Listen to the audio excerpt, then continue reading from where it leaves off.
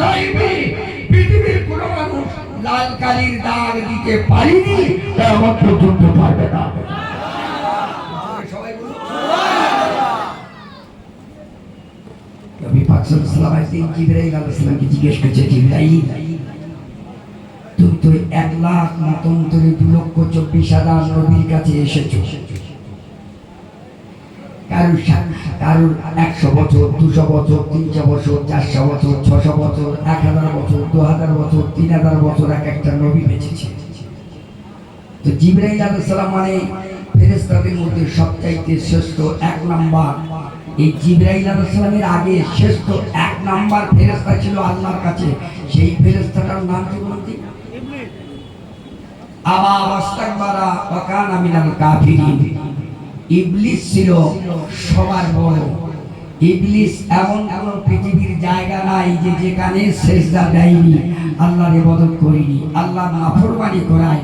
আবা ওয়াস্তাকবারা ওয়া কানা মিনাল কাফিরিন, কাফের হয়ে গেল, আল্লাহ পাক তাকে নাস্তানাবুদ করে দিলে। অতএব সেই ইবলিসকে আল্লাহ পাক নাস্তানাবুদ করে দিলেন। অতএব ইবলিস চলে গেল এক সাইডে।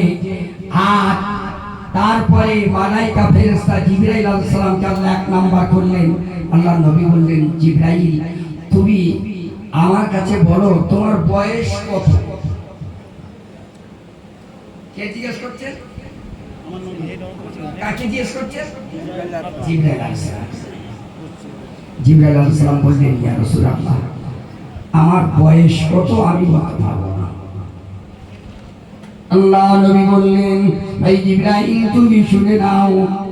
ও জিবরাইল আলাইহিস সালাম, আল্লাহ পাক তোমাকে এমন একজন মহান ফেরেশতা বানিয়েছে, আল্লাহ তোমাকে এত মর্যাদা দিয়েছে, আল্লাহ তোমাকে এত সম্মান দিয়েছে।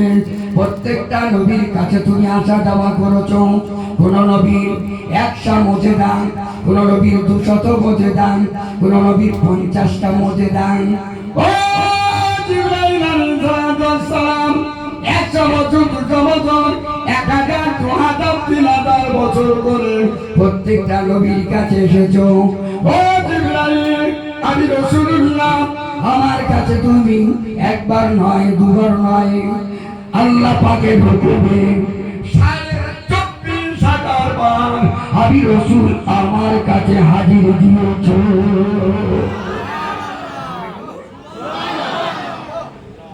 নবী পাককে আল্লাহ অন্যান্য নবীকে 1000, 1500, 2000, 500, 700 মর্যাদা দিয়েছেন। কারামত মর্যাদা আল্লাহর হুকুম থেকে যেটা হয় এটাকে মর্যাদা বলা হয়। কিন্তু জিবরাইল আলাইহিস সালাম নবীর কাছে এসেছে 24,500 বার। সুবহানাল্লাহ। ও জিবরাইল আলাইহিস সালাম তুমি বলো কেন তোমার বয়স বলতে পারবে না? জিবরাইল আলাইহিস সালাম বললেন, ইয়া রাসূলুল্লাহ হাবিবাল্লাহ হুজুর যদি মাফ করবেন, তবে একটা অঙ্ক আমি বলতে পারি। একটা সবাই নির্ধারিত একটা বলতে পারি, সেটা কি? ইয়া রাসূলুল্লাহ হাবিবাল্লাহ পশ্চিম আকাশ থেকে একটা তারকা নূরের জ্যোতি, নূরের আলো আকাশে দেখা যায়। সেই তারকাটা, সেই নূরের জ্যোতি লাইটটা 70,000 বছর পরে একবার ওঠে। ইয়া রাসূলুল্লাহ হাবিবাল্লাহ আমি জিবরাইল সেইটাকে 72,000 বার দেখেছি। কত বছর পরে ওঠে? 70,000 বছর পরে একবার ওঠে। জিবরাইল আলাইহিস সালাম দেখেছেন কতবার? 72,000 বার। 70,000 বছর পরে একবার তিনি দেখেছেন 72,000 বার। কম্পিউটার পারবে না হারবে? জোরে বলো। হারবে। এটা আমি আরেকটু আগে আসছি। এ গোটা দুনিয়া পৃথিবী শেষ হবে না হবে না? আরে পিছনে ভাই দাওয়াত দেবে। গোটা পৃথিবী শেষ হবে। কথা কুনুল জিবালু কাল এহেনিল মানফুস, গোটা পৃথিবীটা তুলোর মতো নড়বে। পাহাড় পর্বত নদ নদী সব শেষ হয়ে যাবে। ওয়াবকা ওয়াজহু রাব্বিকা যুল জালালি ওয়াল ইকরাম। আমাদের জান কবজ করে কে? আচ্ছা, আজরাইল মরবে না মরবে না? মরবে, সত্যি মরবে। যে কি সর্বনেশে কারবার বলে দেখি, যে সারা পৃথিবীর মানুষের মারবে সেও বি মরবে। এ কি আল্লাহর কারিশমা, আল্লাহ পাকের খেলা। ও কোনিরা যুবকেরা, সোনার মানিকেরা, গোটা পৃথিবী লাইন হয়ে যাবে, গোটা পৃথিবী শেষ হয়ে যাবে, গোটা পৃথিবী কিছুই থাকবে না। তাই মরে যাওয়ার পরে একটা গন্তব্যস্থল, একটা জায়গা, একটা ঘাঁটি আছে না নাই? জোরে বলে আছে। অন্য জাতির মানুষরা বিশ্বাস করে মরে যাওয়ার পরে আবার ফিরে আসবো, আবার একদিন পৃথিবী আসতে হবে। এখন আমরা মরে যাওয়ার পরে আবার গিয়ে পৃথিবী আবার আসবো, এরকম কারোর বিশ্বাস আছে কি? তার মানে হলো যে পর্যন্ত ওই পর্যন্ত শেষ। অহম ফিহা খালিদুন, অনন্তময়। ভাই আল্লাহর জাহান্নাম, ভাই আল্লাহর জান্নাত, দুটোর একটা ফায়সালা হয়ে সেখানে থাকতে হবে। সময়টা কতটুকু? আমি এটা প্রসঙ্গে আমি এই কথাটা বলছি। রাসূলুল্লাহ সাল্লাল্লাহু আলাইহি ওয়াসাল্লামের বয়স কত, জিবরাইলের বয়স কত, তার সঙ্গে পৃথিবীটা মানুষের কতটুকু সময় আল্লাহ আখিরাতের সীমাবদ্ধ থাকতে হবে সেটা আমি উদাহরণ দিয়ে বলছি। আল্লাহ পাকের আরশে আছে দুটো পাখি আছে, সেই পাখি দুটো গোটা পৃথিবীতে আল্লাহ পাক সরিষায় ভরে দেবে।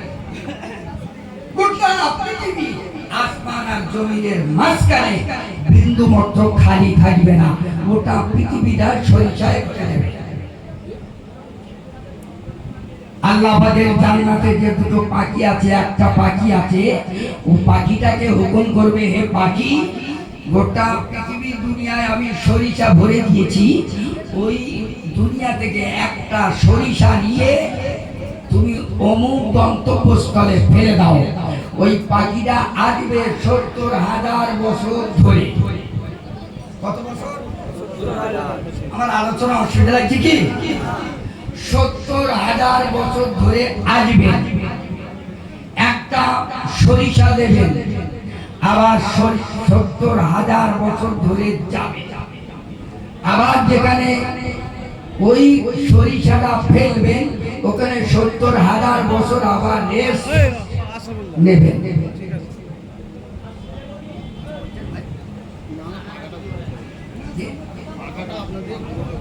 ঠিকই আছে, এত দূর শরীফ আল্লাহ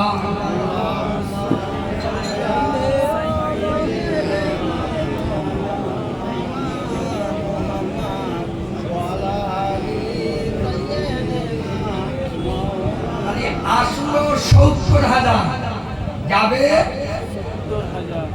৭০,০০০ রেস্ট নেবে কত? তাহলে কত হলো? ৩ সাথে ২১, ৭০,০০০, ৭০,০০০, ৭০,০০০, ৩ সাথে ২১। এইরকম করে করে ওই পাখিটা গোটা পৃথিবী যত সরিষা আছে সব একটা একটা একটা একটা করে করে করে নিয়ে সব গোটা পৃথিবীর সরিষার দানা শেষ হয়ে যাবে। আল্লাহর কিয়ামতে, আল্লাহর আখিরাতের সময়টা এতটা সময় যাওয়ার পরও যারা জান্নাতে থাকবে, যারা জাহান্নামে থাকবে, তাদের সময়ের কোনো নির্ধারিত নাই। এতটা সময় যাওয়ার পরও আরো বলা হয়েছে অহম ফিহা খালিদুন, আরো অনন্তময় থাকবে। মানে যে যাবে আর পৃথিবী কোনোদিন আসবে। আল্লাহ নবী বললেন জিবরাইল, ও জিবরাইল তুমি বলো ওই যে আকাশের তারকাটা তুমি দেখেছো, পশ্চিম আকাশের তারকাটা দেখেছো, ওই তারকা বর্তমান তুমি এখন দেখতে পাও। 70,000 বছর পরে উঠতো, তুমি 70,000 বছর দেখেছো? 70,000 বছর পরে একবার তুমি দেখেছো, তাহলে 72,000 বার তুমি দেখেছো। ওই তারকাটা কি বর্তমান দেখা যায়? জিবরাইল আলাইহিস সালাম বললেন, ইয়া রাসূলুল্লাহ, বারিরুল আমওয়াল সবে সাদেকে যেদিন আপনি দুনিয়ায় এসেছিলেন, আমি জিবরাইল আলাইহিস সালাম আমি লক্ষ্য করে দেখলাম, ইয়া রাসূলুল্লাহ হাবিবাল্লাহ, যেদিন আপনি দুনিয়ায় আমিনার উদর থেকে এই জগতে দুনিয়ায় আসবেন, আমি জিবরাইল লক্ষ্য করে দেখি আপনার ঘরের ভিতর দিয়ে একটা নূরের জ্যোতি, একটা নূরের আলো, একটা নূরের ফোকাস, ওই আলোটা আল্লাহ পাকের কাবায় গিয়ে ধাক্কা মারে। ওই কাবা ধাক্কা মারা বিনিময়, ওই কাবায় নূরের জ্যোতির আলোটা বিনিময় গোটা মক্কা গোটা মদিনা আলো আলো হয়ে গেছে।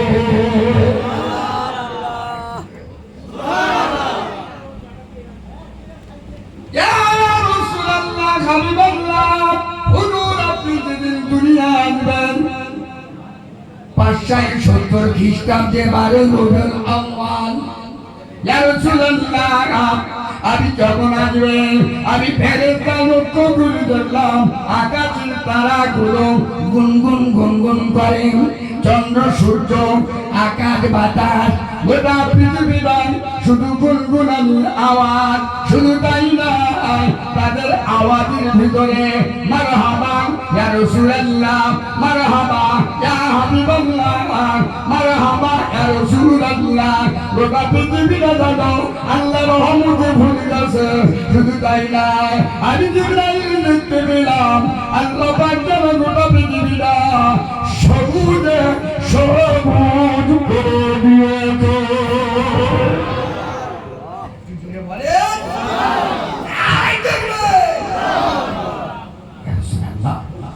শুধু তাই নয়, আমি দেখলাম আপনি যে ঘরেতে পয়দা নেবেন, আপনার ঘরের উপরে কি সুন্দর সুন্দর পাখি কিচির মিচির করছে, তাদের মুখে আওয়াজ ছিল মারহাবা ইয়া রাসূলুল্লাহ। শুধু তাই না ইয়া রাসূলুল্লাহ, আমি দেখতে পেলাম যেদিন আপনি দুনিয়ায় এসেছেন কাবা ঘরে যত মূর্তি ছিল সবাই ওই মূর্তিগুলো আল্লাহর সিজদায় রত হয়ে গেছে। একটু চলে বলুন ইয়া রাসূলুল্লাহ হাবিবাল্লাহ, যেদিন আপনি পয়দা দিয়েছেন, যেদিন আপনি দুনিয়া গমন করেছেন, গোটা দুনিয়ায় শান্তিতে ভরে গেল, রহমতে ভরে গেল, করুণায় ভরে গেল। আল্লাহ পাকের রহমত হাজির হলো, অন্ধকার চলে গেল। বিষ্ণু নবী আসা দিনবার আমি কোনদিন ওই তারকার ওই লালি ওই আলোটা কোনদিন দেখতে পাইনি। আল্লাহ নবী বললে ওই তারকাটা, ওই নূরের জ্যোতিটা, ওই নূরের আলোটা অন্য কিছু নয়, ওটা আমি নবী মুহাম্মদুর রাসূলুল্লাহ।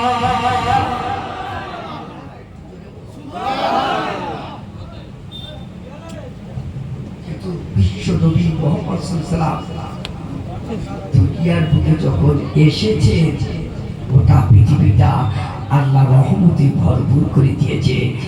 তাওরাত গ্রন্থে লিপিবদ্ধ ছিল যে আব্দে মানাফের বেটা হাশেম, হাশেমের বেটা আব্দুল মুত্তালিব, আব্দুল মুত্তালিবের বেটা আব্দুল্লাহ, আব্দুল্লাহর বেটা পুত্র জনাবে মুহাম্মদুর রাসূলুল্লাহ সাল্লাল্লাহু আলাইহি ওয়াসাল্লাম যখন এই মক্কার জমিতে ভূমিষ্ঠ হবে, গোটা পৃথিবীটা আল্লাহ পাকের রহমতে ভরে গিয়ে আল্লাহ নবী মুহাম্মদ সাল্লাল্লাহু আলাইহি ওয়াসাল্লাম দ্বীনের কলেমা প্রচার করবে। লক্ষ লক্ষ মানুষ কালেমার ছায়া তলে দাঁড়িয়ে যাবে। আল্লাহ তাদের জাহান্নামটা হারাম করে আল্লাহর বেহেশতে অধীন হয়ে যাবে। কি জোরে বলো, গোটা মক্কা ব্যারিকেড হয়ে গেল। আব্দুল্লাহ যাতে না আসতে পারে, আমি একটু যে নিখুঁতভাবে বলতে গেলে অনেকটা সময় লাগবে, আমি সরে বলছি। আব্দুল্লাহ রাদিয়াল্লাহু তাআলা যাতে না আসতে পারে, গোটা মক্কা বেরিয়ে হয়ে গেল। তাওরাত, জবুর, ইনজিল, ফুরকান, যত রকমের আসমানি গ্রন্থ এলো, সব গ্রন্থে নবীর কথা এলো। কিন্তু 1,00,000 মতান্তরে 2,24,000 নবী এসেছেন। সবাই জানে বিশ্ব নবী আসবেন, আর সেই নবীর নামের বাদৌলতে ছাড়া কোন নবী নাজাত পায়নি। কোন নবী বিশ্ব নবীর সুপারিশ ছাড়া আল্লাহর বেহেশতে যাবে না। একটু জোরে বলুন, একটু জোরে বলুন। বিশ্বনবী মুহাম্মদ সাল্লাল্লাহু আলাইহি ওয়াসাল্লাম মাকামে মাহমুদের সেজদায় পড়বেন, আর নফসি নফসি করে সমস্ত নবীদের কাছে উম্মতের যাবে। ও বলছে লা আদরি, লা আদরি, আমার দ্বারাই সম্ভব না, আমি পারবো না, চলে যাও। শেষ বেশ নবীর কাছে যাবে। কিয়ামতের দিন একটা নবীদের কাতার হবে, একটা বেঈমানের কাতার হবে, একটা ঈমানদারের কাতার হবে। নবী মুহাম্মদ সাল্লাল্লাহু আলাইহি সাল্লামের ওসিলায় সমস্ত নবীরা আল্লাহর বেহেশতে যাবে। সমস্ত নবীর উম্মতেরা বিশ্ব নবীর সুপারিশ জান্নাতে যাবে। তবে হ্যাঁ, কিয়ামতের দিন तमाम নবীর উম্মতেরা আগে আল্লাহর বেহেশতে যাবে, তারপরে तमाम নবীর উম্মতেরা বিশ্ব নবীর পিছন ধরে আল্লাহর বেহেশত নসিব হয়ে যাবে। এই কথা যখন মক্কার মানুষরা জানতে পারলেন, গোটা মক্কা ব্যারিকেড করে দিলে আব্দুল্লাহ যাতে না আসতে পারে। ফেরাউন যখন ব্যারিকেড করে দিল মুসা নবী যাতে না আসতে পারে, লক্ষ লক্ষ কচি কচি বাচ্চাকে হত্যা করা হলো। গণককে জিজ্ঞেস করছে, গণক বলো তো, যে বাচ্চারা আসার কথা ভবিষ্যতে আমার রাজ্য কেড়ে নেবে, যার কারণ কয়েক লক্ষ কচি কচি বাচ্চাকে মেরে দিয়েছি, সেই বাচ্চা আছে না গেছে? গণক বলেছিল, ফেরাউন তুমি লক্ষ লক্ষ বাচ্চা হত্যা করেছো, কিন্তু সেই মানুষটা এখন হত্যা হয়নি, সে বাচ্চা এখন বেঁচে আছে। জোরে বলো, আর একটু জোরে বলো। ডাকে আল্লাহ, মারে কে? মারে আল্লাহ, ডাকে কে? সেই নবী মুসা আসলেন। ফেরাউন এত কিছু করলো, ফেরাউনের হাতে মানুষ হলো, আবার দাসী তার নোড়া ভেঙে দিল, দাঁতের গোড়া। ফেরাউনের কাছে দিলেন, দাওয়াত দিল, ফেরাউন মানল না, নির্মাণ ভেঙে চলে গেল। মুসা নবী 12টা দল নিয়ে চলে গেল, কিন্তু ফেরাউন অতল তলে তলিয়ে গেল। তার আজও পর্যন্ত লাশ পৃথিবী বিরাজমান দেখার জন্য রেখে দিল। আল্লাহ সবকিছু করতে পারে, পৃথিবী আজও পর্যন্ত আল্লাহর কাছে চালাকি করে কেউ পারেনি।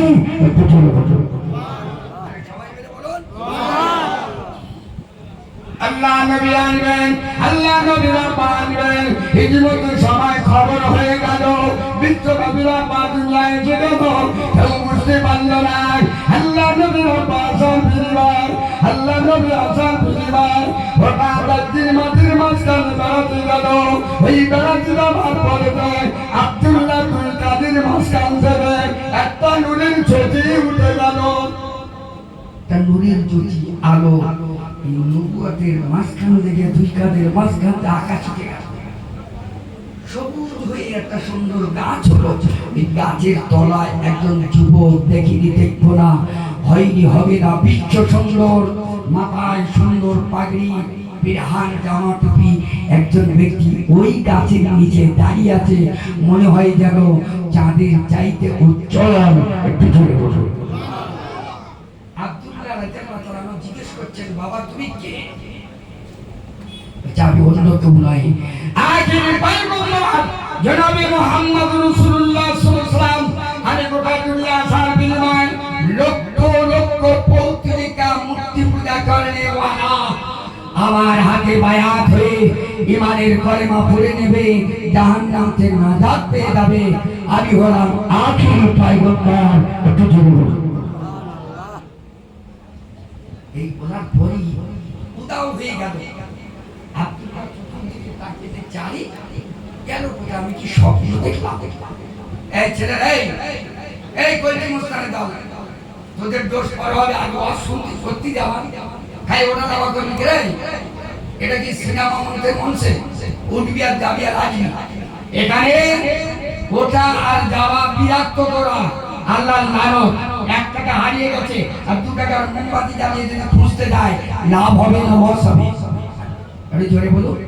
পৃথিবীর এমন কোন বোকা আছে যে লসের রান খেলে খেলুক, লাভে যাবো না, লাভে লোহা পায়, বিনা লাভে তুলো পায় না? এখানে যারা এসেছেন ভাগ্যবান। খোদার কসম, বিশ্বনবীর সুপারিশ ইনশাআল্লাহ যদি 5 ওয়াক্ত নামাজ, রোজা, হজ, যাকাত আল্লাহর হুকুম থাকে, এই বিশ্বনবীর নিবাসের বিনিময় আল্লাহ কিয়ামতের দিন নাজাত করে দিয়ে আল্লাহ জাহান্নাম হারাম করে দেবে।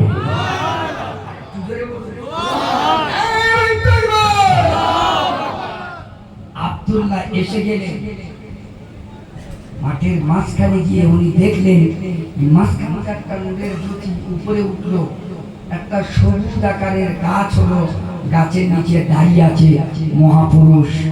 সুন্দর পৃথিবী, এমন সুন্দর মানুষ কেউ আসেনি, এমন পর্যন্ত আসবে না। হযরত ইউসুফ আলাইহিস সালামকে পৃথিবীর অর্ধেকটা রূপ দেওয়া হয়েছিল, আর আমার নবীকে আল্লাহ গোটা পৃথিবীর সবচাইতে 1 নম্বরে বেশি রূপে রূপান্তরিত করে আল্লাহ 63 বছরের জীবনে একটা লাল কালি পড়েনি। ইসে জীবন পৃথিবী আজ পর্যন্ত নবীর লাইফ হিস্ট্রি ভুল করতে পারেনি। জিজ্ঞেস করলে বাবা তুমি কে? তো বলছে আমি আখিরি পাইগম্বর। বলি উদাও হয়ে গেল। ওই কথাটা আব্দুল্লাহ রাদিয়াল্লাহু তাআলা রাসূলের আব্বু আব্দুল মুত্তালিবের কাছে গিয়ে বর্ণনা করলেন। আব্দুল মুত্তালিব ছিলেন কাবাতুলের মতওয়াল্লি। আব্দুল্লাহর বাবা আব্দুল মুত্তালিব বলেছিল, হে বাবা আব্দুল্লাহ, যেটা তুমি শুনেছো, যেটা তুমি দেখেছো, এটা কাউকে বলো না। তুমি ডাইরেক্ট স্বপ্নে, তুমি ডাইরেক্ট দেখেছো, আমি ইনডাইরেক্ট, আমি স্বপ্নের মাধ্যমে দেখেছিলাম। আমার কপালে চিনের জ্যোতি ছিল, ওই জ্যোতিটা তোমার কপালে চলে গেল। তোমার ওসিলায় গোটা পৃথিবী মহামান্য বিশ্ব মানব হাজির হবে।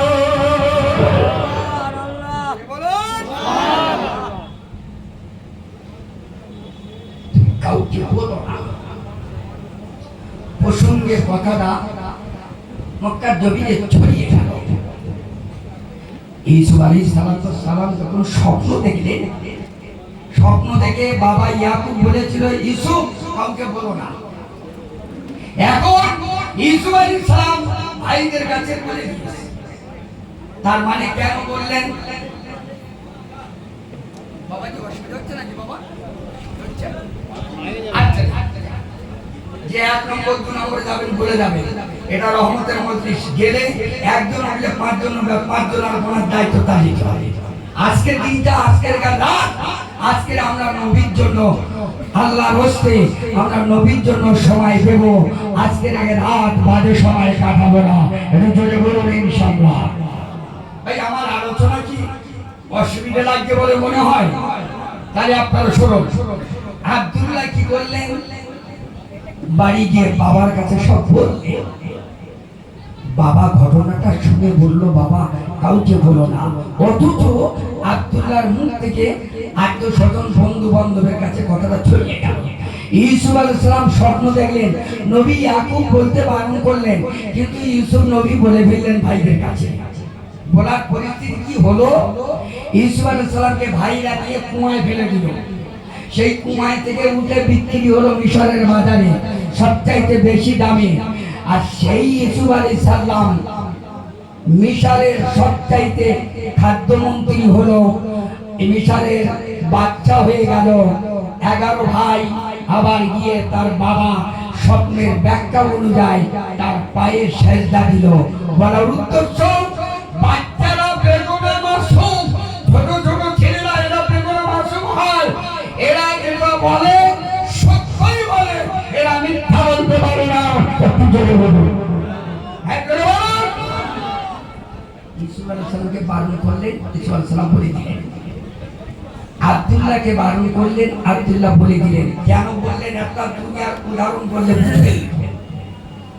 আমি রেজাউল করিম আপনাদের এখানে আমার আশরাফুল ভাইয়ের কাছে আমি প্রসঙ্গে একটা উদাহরণ এক্সাম্পল দিচ্ছি। আমি ভাইয়ের কাছে 10,000 টাকা ধার নিয়েছি। আশরাফুল ভাইয়ের কাছে 10,000 টাকা ধার নিয়ে আমি বাড়ি চলে গেছি। বললাম ভাই ফাল্গুন মাসের 5 তারিখে দেবো। ফাল্গুন, চৈত্র, বৈশাখ, জ্যৈষ্ঠ, আষাঢ়, শ্রাবণ সব গেল, আমি ওনাকে টাকা দিলাম না। আচ্ছা 10,000 টাকা দেওয়া ওনার জন্য কি আমার খুব কঠিন না সহজ? তুই একদিনের বিনিময়। কারণ বর্তমান যুগ সন্ধিক্ষণে আমি 38 বছর ওয়াজ করছি। মানুষের কাছে যেই চিনতে নেই না, কিন্তু মানুষ যেভাবে দেয়, আরো আমার থেকে জুনিয়র বক্তা তারা লাখো লাখো কোটিপতির মালিক হয়ে গেল, গাড়ি বাড়ি সবকিছু করে ফেললো। অতএব এই সিজনটাই আপনি এটাকে জলসার সিজন, নবী দিবসের সিজন বটে, কিন্তু বর্তমান যুব সন্ধিক্ষণে হিসাব করে দেখতে গেলে বক্তারাও ব্যবসা করছে, শ্রোতারাও করছে, কমিটিও করছে। যার কারণ 2-10 বছর পরে জলসা বন্ধ, মাদ্রাসা বন্ধ, মসজিদ বন্ধ ইত্যাদি ঝামেলার সমস্যা। আগেকার বিচার মোড়লেরা করতো, ইমামেরা করতো, আলেমেরা করতো। এখনকার বিচার আলেমেরা করতে পায় না। প্রধান জীবনের লেখাপড়া শিখিনি, একটা নাম লিখতে গেলে খাতা ভর নাম সই করতে ভরে যায়। সে হলো বিরাট নেতা, সেই হলো বিরাট হত্যাকর্তা। তারই বিনিময় আজকের যুব সন্ধিক্ষণে জলসা, মিলাদ, মাহফিল সব চলে গেল মসজিদে, মাদ্রাসায়, মন্দিরে। তালাক দিতে বিচার করবে একজন হিন্দু ভাই, তিনি হলেন প্রধান, তালাকের বিচার করবে। দুনিয়াটা কোথায় চলে গেল? রসাতলে জলসা, দরুদ, মিলাদ, মাহফিলের আনন্দ, মহব্বত, ভালোবাসা নাই, আলেমের সম্মান নাই। একটা আলেম আসলে তাকে মাথার তাজ করে রাখতো। আমি হাওড়া, হুগলি, বর্ধমান, মুর্শিদাবাদ, নদিয়া, মালদা, আসাম, ডায়মন্ড, কুলবি, নামখানা, বাগবাজার, পলাশে, বারাতে, গুজরাট, উত্তরবঙ্গ, বরিশাল, হায়দ্রাবাদ, ত্রিপুরা, আসাম, মহারাষ্ট্র, দিল্লি, বোম্বাই, রাজশাহী, ঢাকা, খুলনা। শেষমেশ আমার মনে হয় এই ভাকু গ্রামের লোক সত্যি আল্লাহওয়ালা। বলো একটু জোরে বলো, আর একটু জোরে বলো।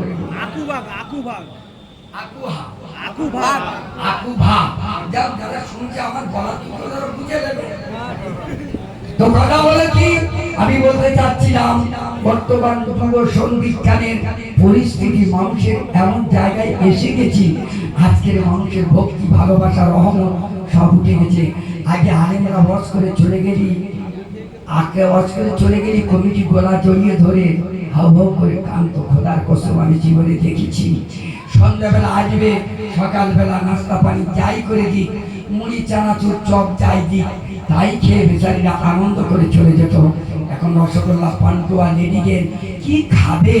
হাওড়া হুগলি জলসায় আসলে আমরা জীবনে মিস করি না, ফোনে দাওয়াত নেই, রাস্তা খরচ নেই না। হাওড়া হুগলির মানুষ এত ভালো, আলেমদের কি করলে হয়, কি খাওয়ালে হয়, কি দিলে হয়, কিন্তু হাওড়া জেলা, হুগলি জেলার মানুষ এত ভালো। গোটা বাংলায় আমি যত জায়গায় দিয়েছি, হাওড়া হুগলির মানুষের মতো হয় না। কিন্তু আস্তে আস্তে সেই ভক্তি, ভালোবাসা, শ্রদ্ধা, মহব্বত কমে যাচ্ছে। অনুষ্ঠান করতে হয় তাই করছি, অনুষ্ঠান হচ্ছে, কিছু মানুষ নাকে তিল দিয়ে নাক করে পাকার তোলা জানেরা নিবলেরান হসুনার বাবিদেরান আল্লাহ নবী দুনিয়ার বাদশা দুনিয়ায় আসলেন।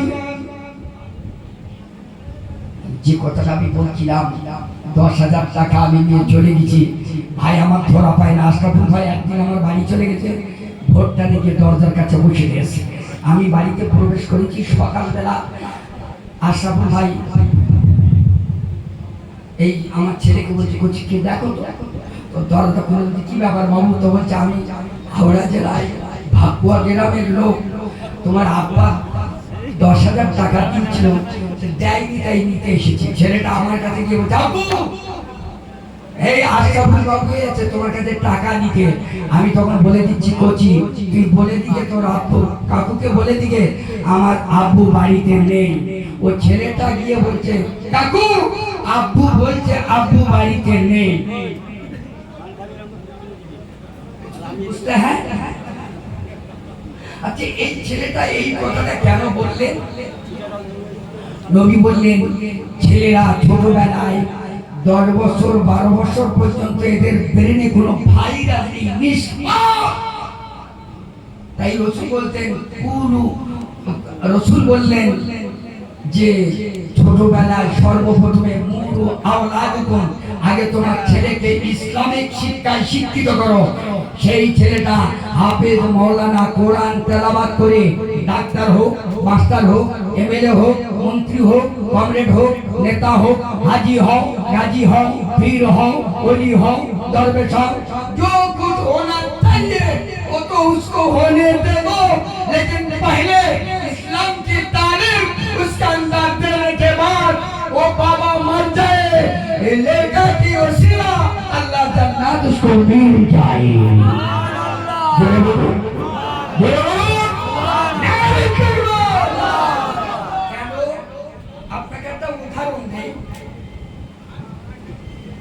ছেলে 4-5 বছর বয়সে মাদ্রাসায় দেবেন, 3 বছরে হাফেজ হয়ে যাবে, 4 বছরে হাফেজ হয়ে যাবে। কথা ঠিক বলতে? আমার মতো ছেলেকে যদি মাদ্রাসায় দেন, হাফেজ হতে অন্তত কমপক্ষে 10 বছর লাগে। তার মানে যা বলেন, এই যে পৃথিবী আপনার কম্পিউটার আল্লাহ দিয়েছে, দুনিয়ার কম্পিউটার আছে, আর এটা হচ্ছে হেড অফ দি ডিপার্টমেন্ট, এটা হচ্ছে পৃথিবীর শ্রেষ্ঠ কম্পিউটার। সব পৃথিবীর কম্পিউটার ভুল হয়, এই কম্পিউটার ভুল হয় না। ছেলেরা বাচ্চারা যখন কম্পিউটার চালিয়ে চালিয়ে দেখবেন, কম্পিউটার যখন ভাইরাল হয়ে যায়, ওই কম্পিউটারটা হ্যাং করে, গন্ডগোল করে, নষ্ট হয়। কিন্তু প্রথম যখন ওই কম্পিউটার চালান, ওর হ্যাং হয় না।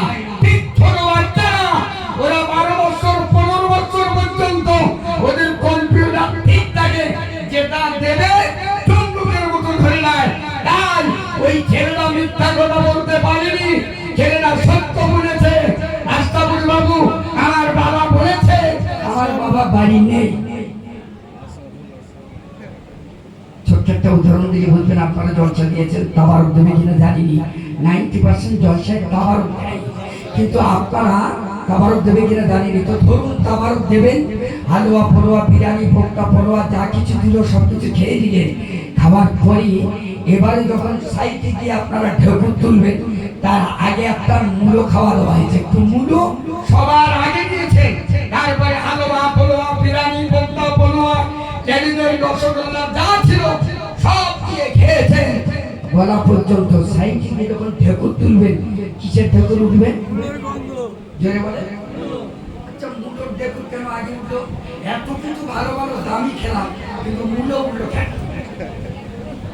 মূলো ওঠার কারণ হলো এর স্বভাব, পেটটাকে খালি করে, এর বায়ুটাকে উপরে তুলে পেটটাকে খালি করে দেয়, মানে মাল আরো আনো ঘোড়ারে চালায়। ছোট্ট বাচ্চাদের যখন জীবনের প্রথম কোরআন এবং হাদিস ছড়া সারিয়াত আইন আদালত যখন দেবেন, ওর ভিতরে দুয়ার পরে ধরুন ছেলেটা এমএলএ মন্ত্রী হয়ে গেছে, বাংলা আরবি শিক্ষা করে, বাংলা তিনি ইংরাজি, অঙ্ক, হিন্দি যা কিছু এমবিবিএস পাস করে কি এমএ পাস করে সে একজন প্রধান হয়েছে। ধরুন, উদাহরণ দিচ্ছি।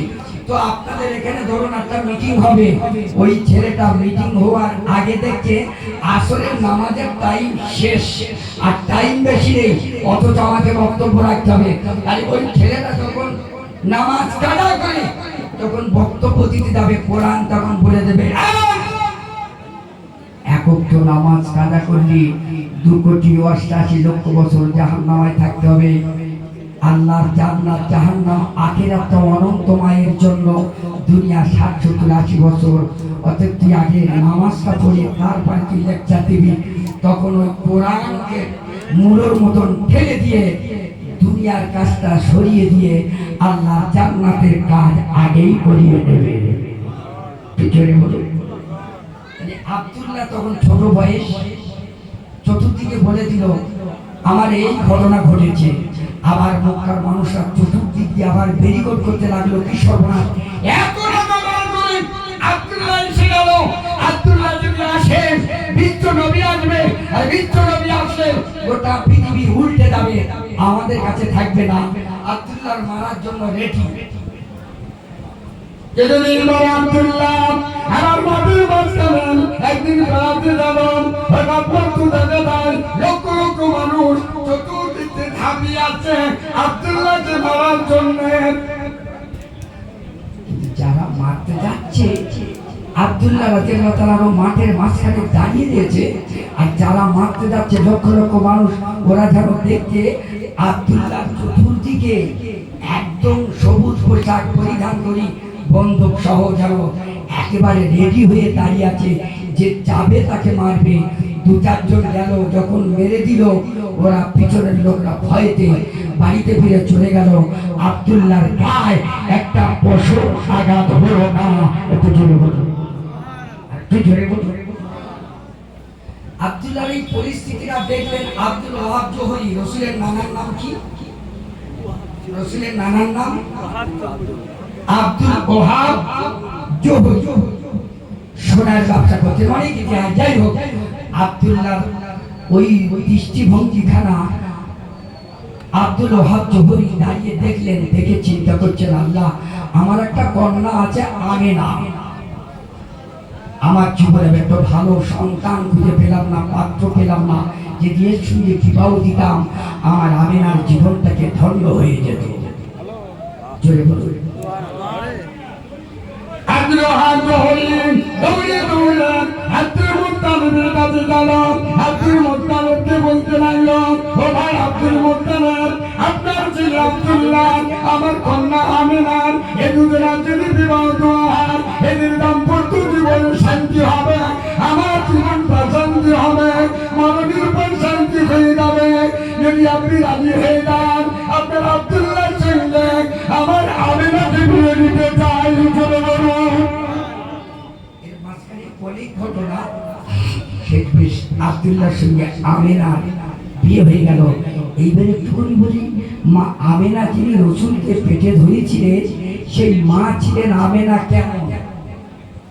হঠাৎ মতো আমেনা 10 বছর বয়স, উনি রাস্তা দিয়ে হেঁটে যান। হঠাৎ মতো দেখা গেল আমেনা একটা রাস্তায় একটা টাকা কুড়িয়ে পেল। সোনার টাকা, 1 টাকা উড়িয়ে পেয়েছে। দাঁড়িয়ে আছে, চিন্তা করলেন টাকাটা না জানি কোন গরিবের, আর সেই বেলাটা কষ্ট পাবে, আমি টাকাটা নিয়ে পাশে দাঁড়িয়ে থাকি। ধুধু বালিকা ময়দান, লুহু হাওয়া, রৌদ্র আর রৌদ্র, কি গরম। আপনারা যারা মক্কা মদিনায় না গিয়েছে বুঝতে পারবেন না গরমের কি জ্বালা। আমি গিয়েছিলাম, আমার চুল ছোটবেলায় থেকে বাবুলি চুল, এখন আপনারা আমরা বাবলি চুল দেখতে, আমার মিডিয়ায় দেখবেন, আমার ইউটিউবে দেখবেন বাবলি চুল। আর 36 বছর আল্লাহ ওয়াজ করাচ্ছে। এই মদিনাতে ঘুরে এলাম, 1 সপ্তাহ হচ্ছে আল্লাহ ঘুরিয়ে এনেছে। আল্লাহ সোনার মদিনায় চারটে বার আল্লাহ ঘুরালেন। খুব গরিবের সন্তান ফুরফুরা পীর মেজলা হুজুর কেবলার রুহানি দোয়ায়, দাদা হুজুর কেবলার খাস দোয়ায়, মা বাপের দোয়ায় আল্লাহ সোনার মদিনা ঘুরিয়েছে। মা বাপ যাতে খুশি, আল্লাহর ওলিরা যাতে খুশি, আল্লাহর নবী যাতে খুশি, আল্লাহ যাতে খুশি, তার জন্য হয়ে যাবে আল্লাহর জান্নাতে খুশি। একটু জোরে বলো, আরো জোরে বলো।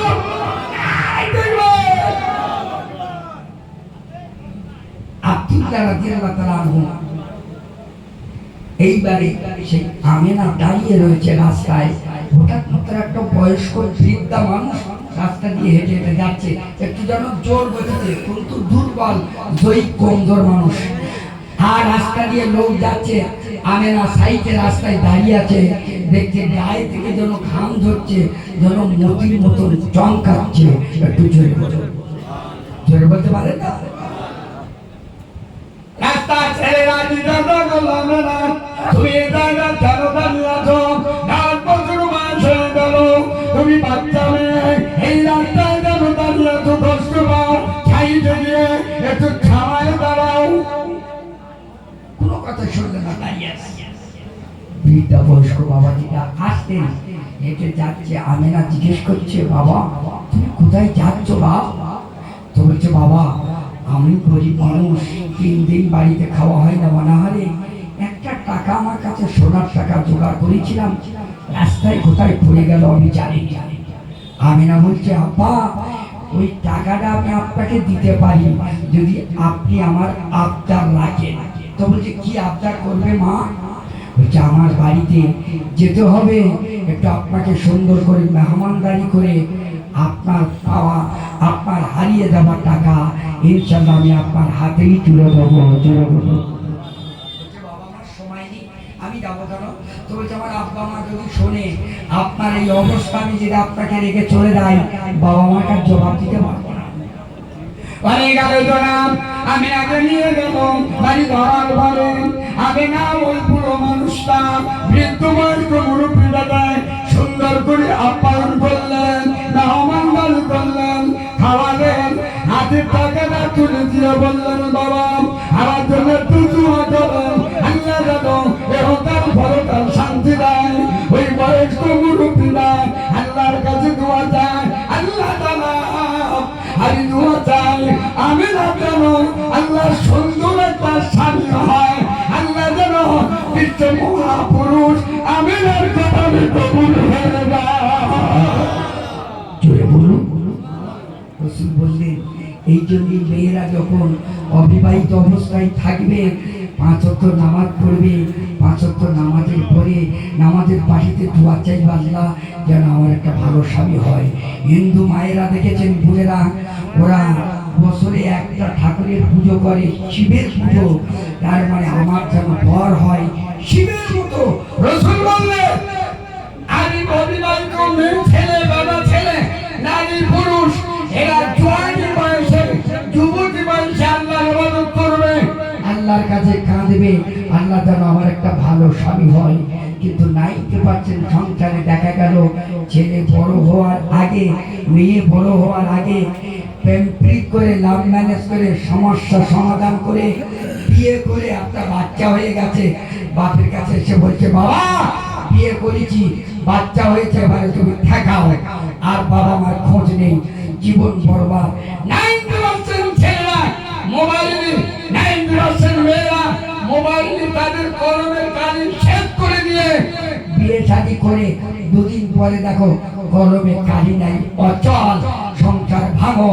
90% মুসলমানের মেয়েরা বোম্বাই, দিল্লি, আগ্রা, মগরা, ছেলেরা দেখো দিল্লি, বোম্বাই, আগ্রা, মগরা।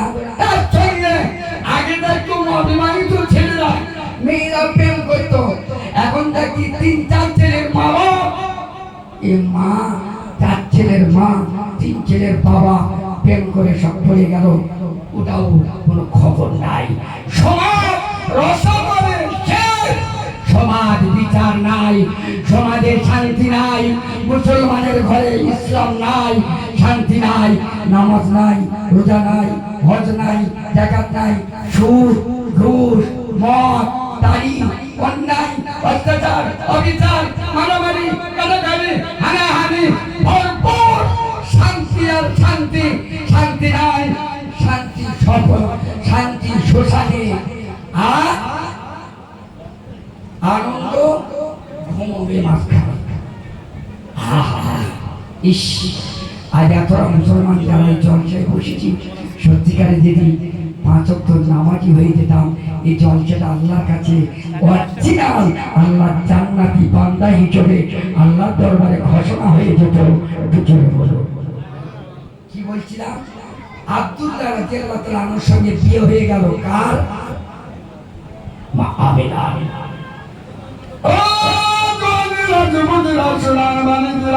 আল্লাহ নবী দুনিয়ার বাদশা, নায়ক নবী আমার আম্মা জানের সঙ্গে, আম্মা জানের সঙ্গে আব্বা জানের সঙ্গে বিয়ে হয়ে গেল। রবিউল সালিস 4 তারিখে আল্লাহ নবী দুনিয়ার বাদশা, নায়ক নবী আমার আব্দুল্লাহর রস থেকে আমিনা উদারে হাজির হয়। একটু জোরে বলুন। রাসূলুল্লাহ মা আমিনার উদরে এসেছেন, শয়তান বসে মাথায় হাত দিয়ে পড়ে কাঁদতেছে। শয়তানের ছেলা চামড়ারা বলছেন, হুজুর আপনি কাঁদছেন কেন? তো বলছে, কাঁদছি এই জন্য এতদিন আলে ধরে খুব মানুষকে বেঈমান অত্যাচার অবচার করেছি, আর কোরআন লাইন নিয়ে বিশ্ব নবী মুহাম্মদ সাল্লাল্লাহু আলাইহি ওয়াসাল্লাম আমিনার উদারে এসেছে। নবী আসার পরে গোটা পৃথিবী শান্তি ভরে যাবে, আমাদের শয়তানি ধর্ম আর চলবে না। একটু জোরে বলুন নারায়ে তাকবীর।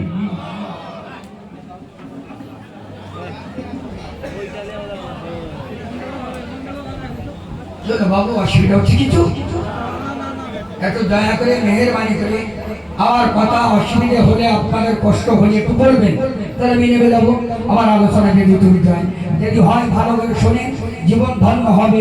নবী মুহাম্মদ সাল্লাল্লাহু আলাইহি ওয়াসাল্লামের চরিত্র ক্রিটিক্যালচার আলোচনা হচ্ছে, যে মুহাম্মদ সাল্লাল্লাহু আলাইহি ওয়াসাল্লামের ক্রিটিক্যালচার আলোচনা এই বইয়ের মৌলুদ শরীফ নবীর রূহানি দোয়া। আল্লাহ তাকে সোনার মদিনা দেখে তবে আল্লাহ তার মরণ দেবে। একটু জোরে বলুন নারায়ে তাকবীর, নারায়ে তাকবীর।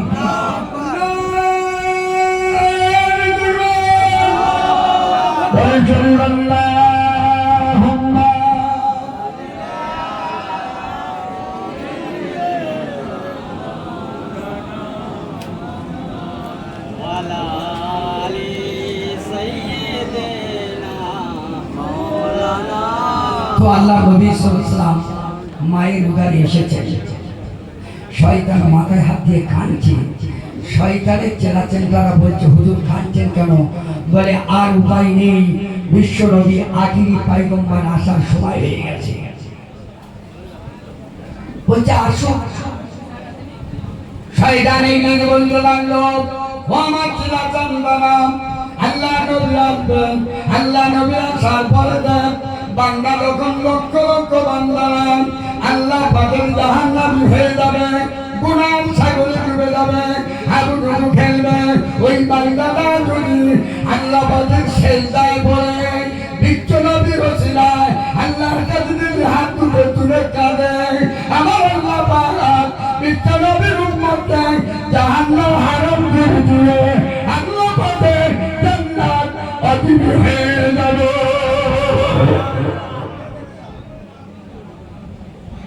এবারে আব্দুল্লাহ থেকে আমিনার গর্ভে রাসূলুল্লাহ এলেন।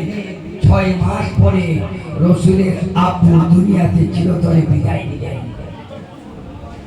আল্লাহ নবী আসবেন, ও সোনার সালাম, আল্লাহ নবী আসার বিলবাই যখন দুনিয়ায় আসবেন অনেক কিছু ঘটেছিল, তবে একটা আপনাদের দামি ইম্পর্টেন্ট কথা বলতে পারি। আল্লাহ নবীর সারা জীবন আবু জেহেল, আবু লাহাব, সাইবা, উতবা এরা ভালো চোখে দেখেছিল না খারাপ নজরে দেখেছিল?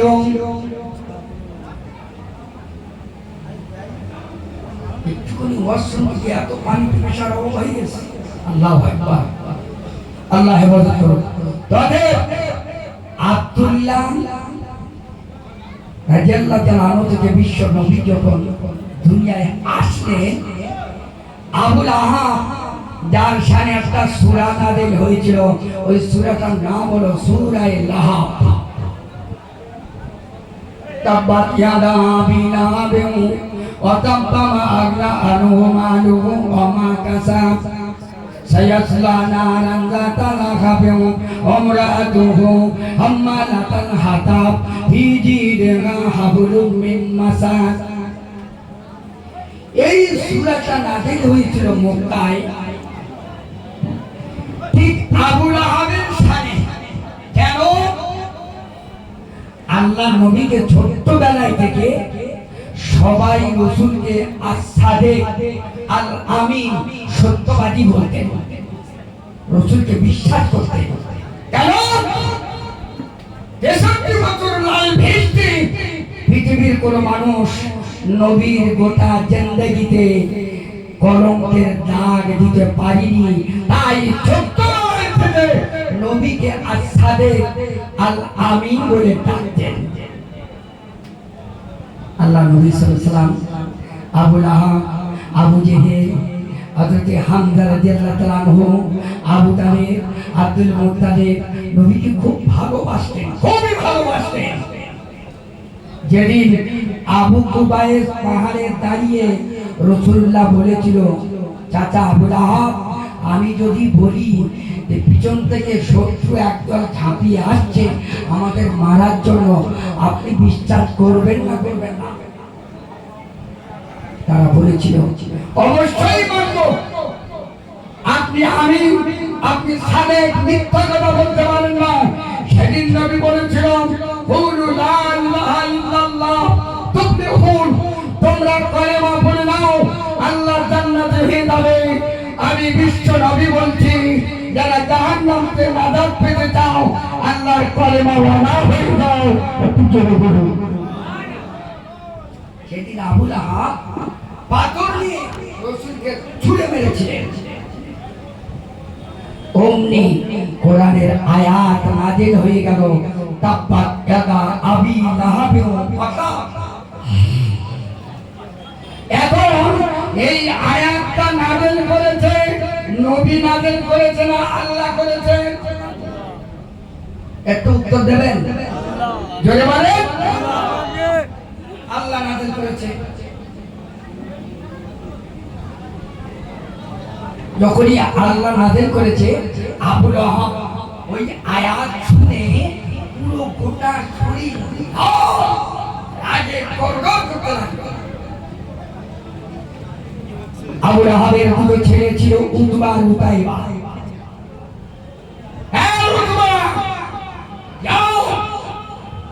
মুহাম্মাদের দুটো মেয়ে, আমার ছেলে তোমরা দুজনের সঙ্গে বিয়ে দেওয়া রয়েছে, মুহাম্মাদের সম্মুখে এই দুটো মেয়েকে তালাক দিয়েছো। উতবা আর উতাইবা সঙ্গে সঙ্গে নবীর সম্মুখে গিয়ে রাসূলের দুটো কন্যাকে তালাক দিয়েছিলেন। পিছনে এত হইছে কেন ভাই? আল্লাহু আকবার।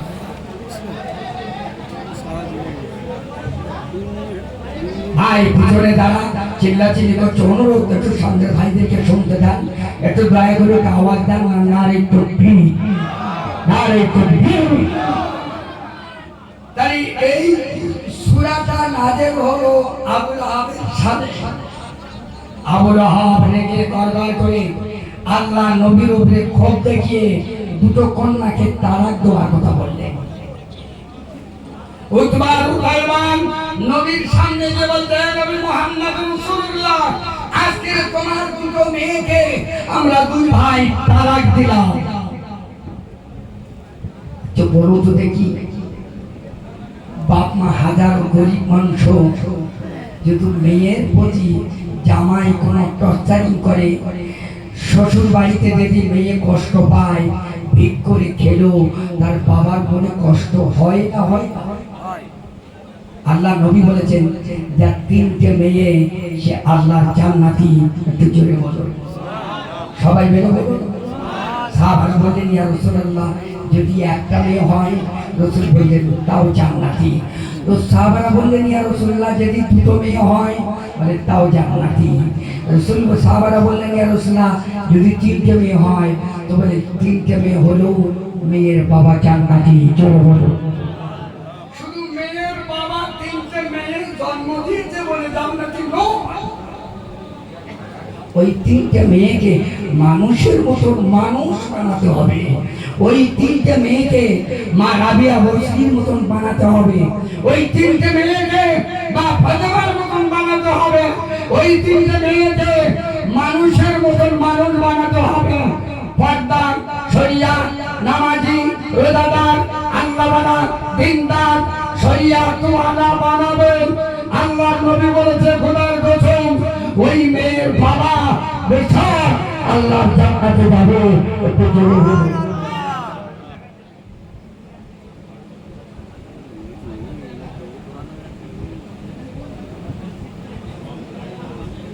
আল্লাহ আল্লাহ আল্লাহ আল্লাহ।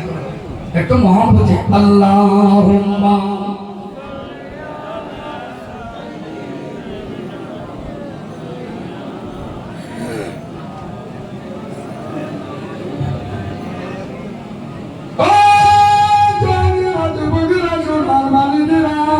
আল্লাহ নবী ইন্দুনার বাদশাহ নবী পাকের সম্মুখের উতাইবা উতবা আল্লাহ নবীর কন্যাকে তালাক দিয়ে দিলেন।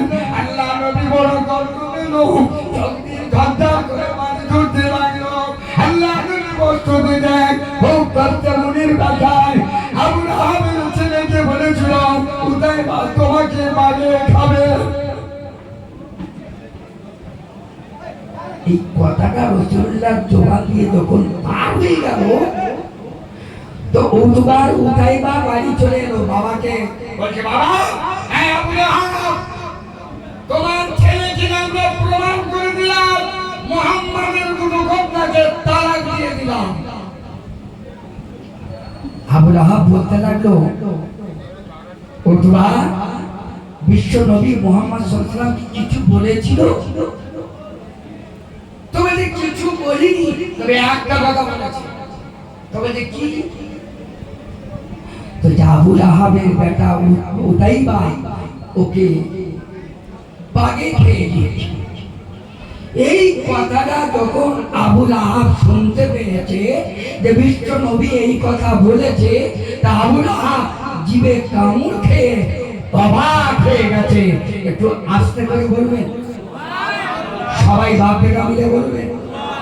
সিপিএম, আরএসপি, কংগ্রেস, তৃণমূল, ফরাক ফরাক, এসোসিয়াই, হেজবুল্লাহ, তবলিগ, দেওবন্দি, আদানগাছি, গামারি, হিন্দু, মুসলমান, জৈন, খ্রিস্টান, বৌদ্ধ, সবাই ঈদকে সার্বজনীন সিদ্ধি আনবেন। বিশ্ব নবীর মহব্বতে ভালোবাসায় আল্লাহর শানে জোর করে বলবেন,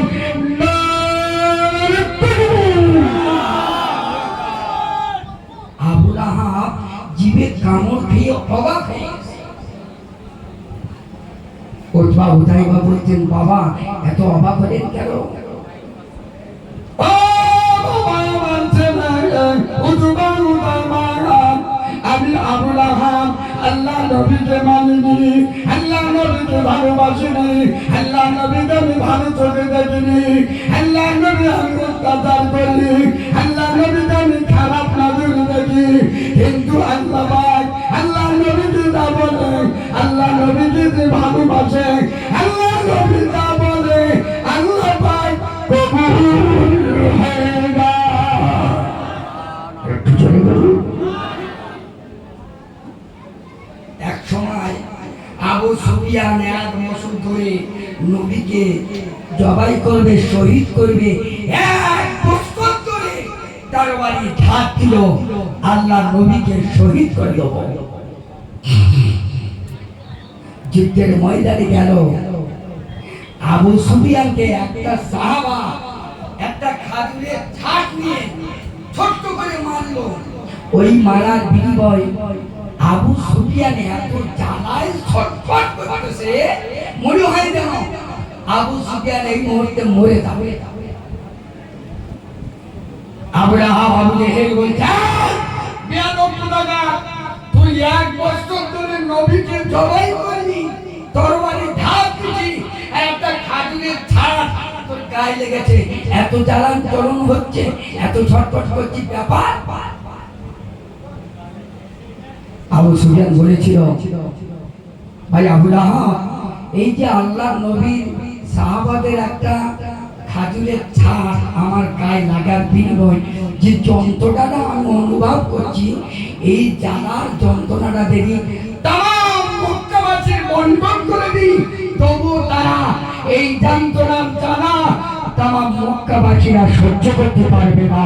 একটু জোরে বলুন, এই জোরে বলতে পারেন না?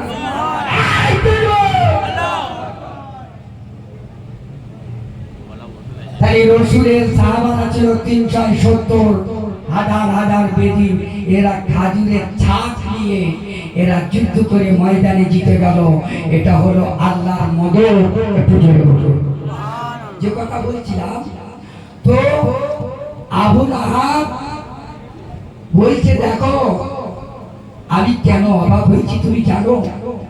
আল্লাহ নবী সাল্লাল্লাহু আলাইহি ওয়াসাল্লাম জবান দিয়ে যে কথাটা বলে, এই কথাটা মিস হয় না।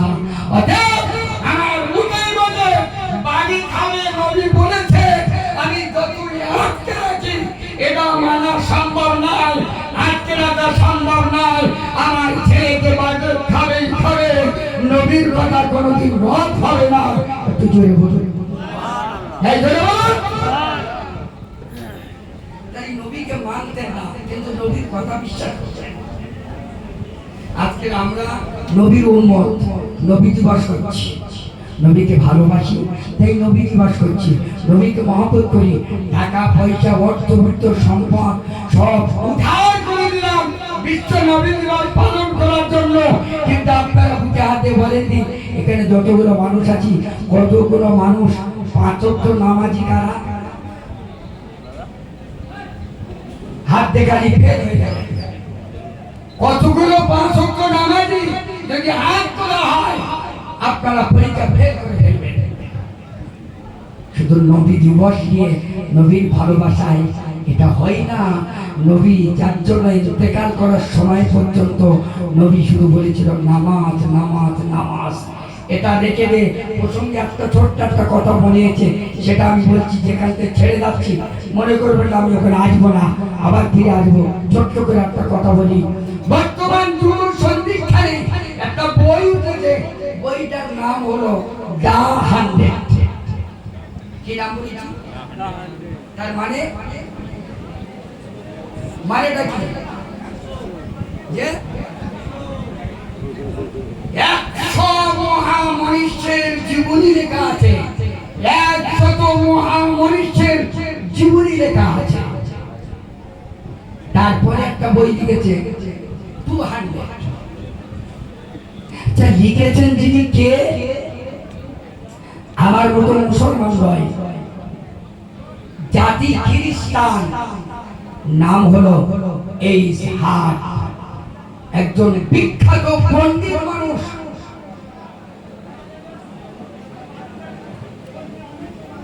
এই সাহেবের বইটাকে লিখেছে, 100 মহাপুরুষের জীবনী লিখেছেন। কার কার? এই বইয়ের ভিতরে রামকৃষ্ণ জীবনী, হিন্দুদের যত মহাপুরুষ, যত পুরোহিত, মহা নামি দামি ওনাদের যত পুরোহিত এবং যত দেবতা, তাদের নামগুলো ডাহানদের বইয়ের ভিতরে লিখেছেন। চুনে চুনে বেছে বেছে বেছে বেছে 1 লাখ মতান্তরে 2,24,000 নবীদের ভিতরে দাউদ আলাইহিস সালাম, সুলাইমান আলাইহিস সালাম, ঈসা আলাইহিস সালাম, ইব্রাহিম আলাইহিস সালাম, ঈসা আলাইহিস সালাম, মুহাম্মদ রাসূলুল্লাহ সাল্লাল্লাহু আলাইহি সাল্লাম, সমস্ত কিছু কিছু নবীদের নাম লিখেছে। আর আউলিয়া কেরাম, পীর মুর্শিদের জীবনী লিখেছেন, আর ইমামদের জীবনী লিখেছেন। এমন করে 100 মহাপুরুষের জীবনী ওই বইয়ের ভিতরে তিনি তুলে ধরেছেন। কিন্তু দেখলাম এই বইয়ের ভিতরে যিনি সমস্ত মহাপুরুষের নাম তুলে ধরেছেন, বইয়ের শুরুতে লেখা রয়েছে সর্বপ্রথমে বিশ্ব নবী প্রফেট মুহাম্মদ সাল্লাল্লাহু আলাইহি ওয়াসাল্লামের নাম আগে রয়েছে। একটু জোরে বলো, আর একটু জোরে বলো। সমস্ত বৈজ্ঞানিকগণ,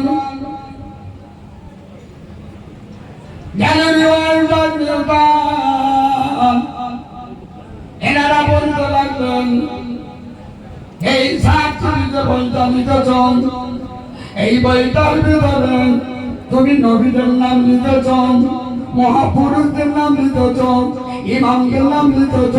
তুমি তো নবী সুলাইমানের নামটা সর্বপ্রথমে আগে দিতে পারতেন, কেননা বৈজ্ঞানিক এই আপনার প্লেন আবিষ্কার করেছে, প্লেন যাওয়ার সুযোগটা পেয়েছে নবী সুলাইমান আলাইহিস সালাম। তিনি 1 ঘন্টার ভিতরে, 1 মিনিটের ভিতরে লক্ষ লক্ষ মাইল তিনি পাড়ি দিয়ে ঘুরেছেন। তো জোরে বলো।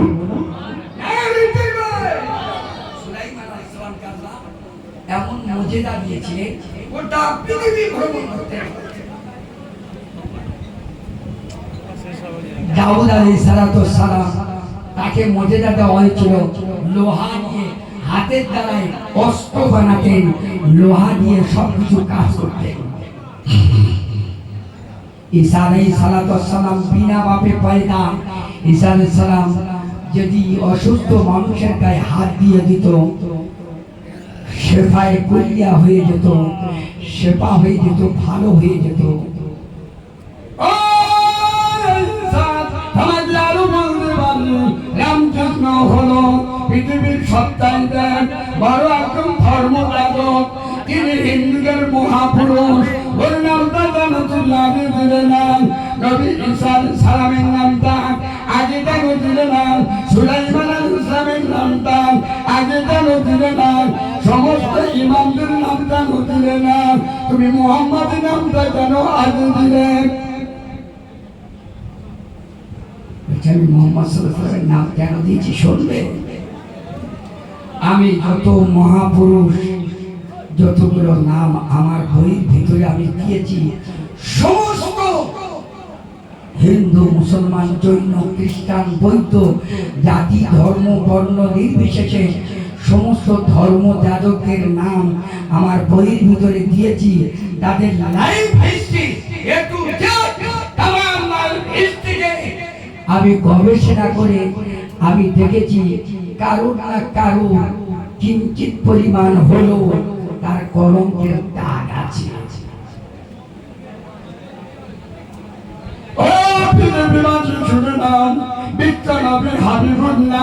জনাবে মোহাম্মদ রাসূলুল্লাহ যাকে না সৃষ্টি করলে আল্লাহ ক্ষমা করবে না করতে না, নবী না খোদা, আসমান বিনা খোদা, নবী না খোদা, জমিন বিনা খোদা, নবী না খোদা, ফেরেশতা বিনা খোদা, নবী না খোদা, আসমান বিনা খোদা, নবী না খোদা, কাবা বিনা খোদা, নবী না খোদা, মদিনা বিনা খোদা, নবী না খোদা, সালান্দর বিনা খোদা, নবী না খোদা, চান্দু বিনা খোদা, নবী না খোদা, কুতু বিনা খোদা।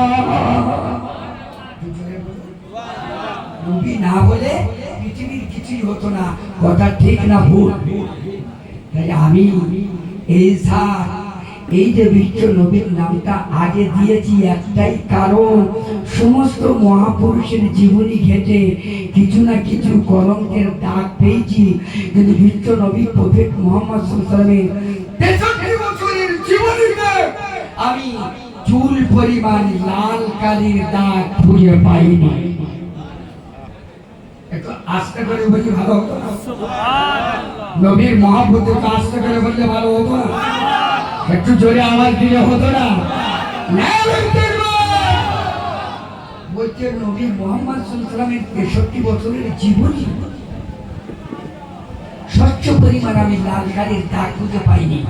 তাই আমি বাধ্য বিশ্ব নবীর নামটা আমার বইয়ের সর্বপ্রথমে আগে আমি লিখেছি। একটু আস্তে করে বলে, সেই নবী মুহাম্মদ রাসূলুল্লাহ সাল্লাল্লাহু আলাইহি ওয়াসাল্লামের বিশ্ব নবী দিবস উদযাপিত পালন আজকের আমরা এই মাহফিলে আনন্দ করে অনুষ্ঠান করছি।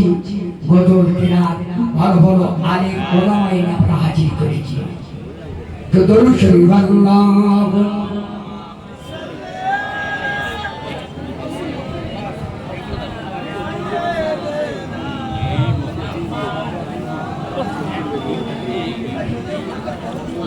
ভাই, আমি আমার অসমাপ্ত বক্তৃতা এখন তৈরি করলাম, যেহেতু আপনাদের চতুর্বেদী সাহেব এসেছেন। আমি গুনাহগার অধম, যতটুকু আমার আলোচনা করতে পেরেছি বিক্ষিপ্ত ভাবে এখনো রয়ে